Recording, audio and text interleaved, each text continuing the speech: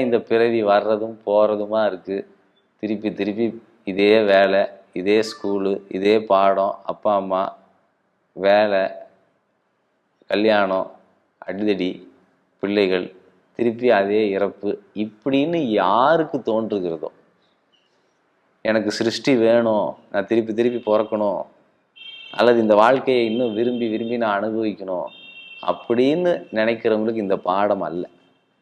அது அவங்களுக்கு போய் ரீச் ஆகாது. மாறாக இது என்னது, இது வேண்டாமே, நமக்கு ஏன் மாட்டிக்கிறோமே திருப்பி திருப்பி அப்படின்னு தோன்றுபவர்களுக்கு இந்த ஞானத்தை அனுஷ்டித்து என் சொரூபத்தை அடைந்தவர்கள் சிருஷ்டியில் தோன்றுவதில்லை, பிரளயத்தில் துன்புறுவதில்லைன்னு ஒரு ஹிண்ட் கொடுக்குறார். இதை தெரிஞ்சுக்கிட்டு நீ மேலே வந்துட்டேன்னா உனக்கு இங்கே சிக்கல் இருக்காதுப்பா.